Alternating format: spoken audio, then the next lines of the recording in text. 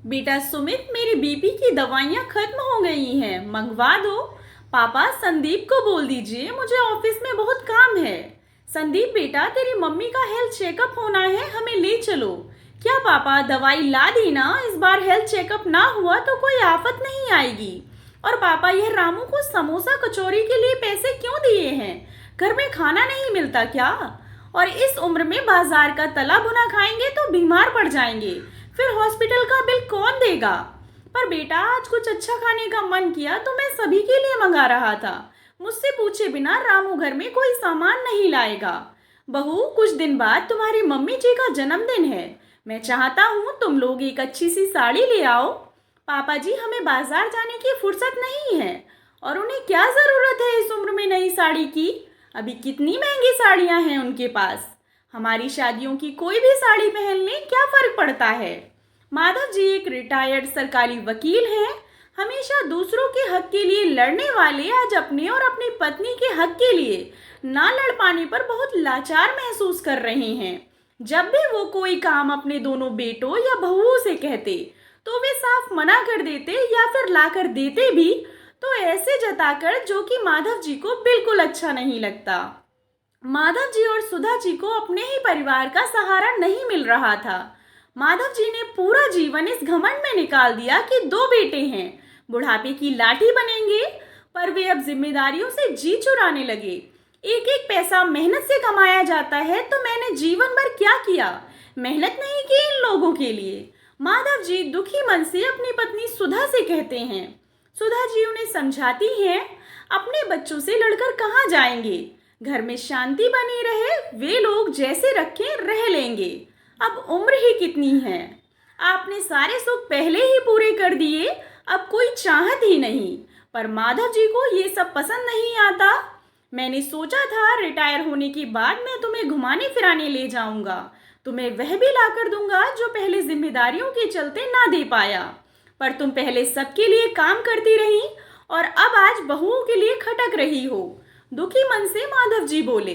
तो क्या हुआ, बहू भी तो हमारी है, थोड़ी मदद करने में कोई बुराई नहीं। बूढ़ी आंखों में आंसू बहने लगे।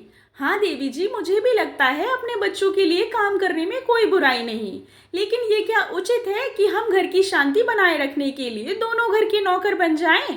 तुम सबके लिए चाय नाश्ता बनाकर कमरों तक वेटर बनकर देने जाओ।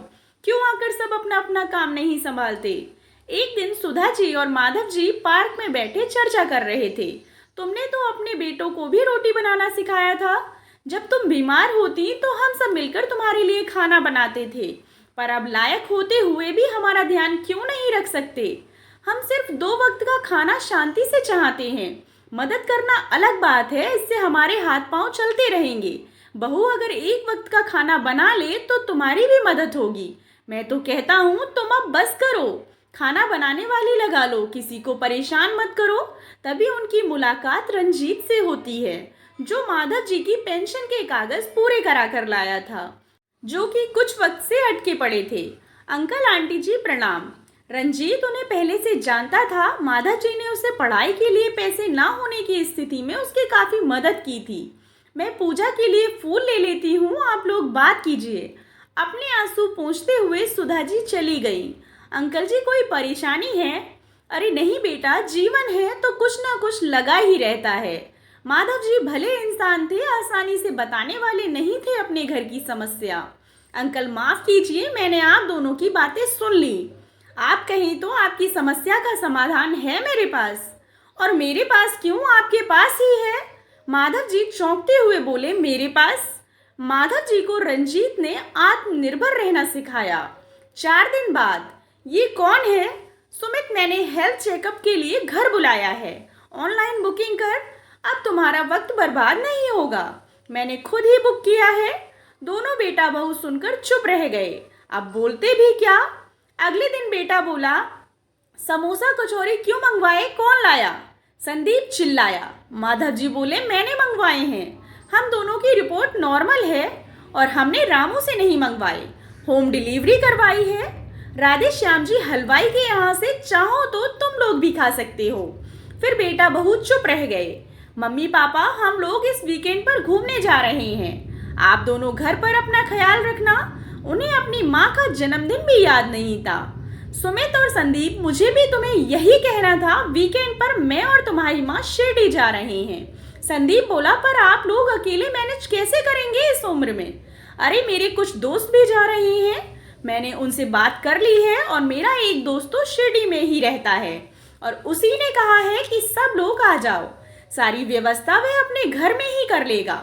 मुझे अच्छा लगा तो मैंने सोचा तुम्हारी माँ का जन्मदिन भी वहीं अच्छे से मना लूंगा। हंसते हुए माधव जी बोले। बहू बोली, इतना खर्चा? माधव जी बोले, तुम लोग भूल रहे हो, मेरी पेंशन मेरे लिए काफ़ी है और आज से हम दोनों की दवाइयाँ भी ऑनलाइन ही आ जाया करेंगी। तुम लोगों का वक्त और पैसा बर्बाद नहीं करूँगा। बीते दिनों तुम लोगों ने बहुत अच्छी सीख दी है मुझे। उम्र कोई भी हो, आत्मनिर्भर रहना कितना ज़रूरी है। अपने पिता की ऐसी बात सुनकर चारों शर्मिंदा थे। इस तरह रंजीत ने माधव जी का कर्जा उतार दिया था, उन्हें उनके जीवन में एक नई दिशा और रोशनी देकर। रंजीत ने उन्हें कई ज़रूरी ऐप की जानकारी देकर, जिससे उन्हें किसी पर डिपेंड रहने की ज़रूरत ना पड़े। कुछ दोस्तों का साथ मिला तो वे आत्मविश्वास से भर गए। यह देखो बहू रानी, मैंने तुम्हारी सास के लिए यह चंदेरी साड़ी ऑनलाइन ऑर्डर की है। अच्छी है ना? इतनी सुंदर लाल सुनहरे बॉर्डर वाली साड़ी देखकर दोनों बहुओं का मुंह खुला का खुला रह गया। आज सुधा जी फिर से रोने लगी। माधव जी बोले, अरे अब क्यों रो रही हो? कुछ और चाहिए तो मंगवा देता हूँ। नहीं जी, ये तो खुशी के आंसू हैं। आज हमें बुढ़ापे की नई लाठी जो मिल गई है। दोस्तों, उम्र कोई भी हो, हमें आत्मनिर्भर रहना ज़रूरी है। आशा करती हूँ आपको कहानी पसंद आई होगी। कहानी पसंद आई हो तो चैनल को सब्सक्राइब करें और कहानी को लाइक एंड शेयर करें। कहानी कैसे लगी आप लोग कमेंट करके ज़रूर बताएं। कहानी सुनने के लिए आप लोगों का बहुत बहुत धन्यवाद।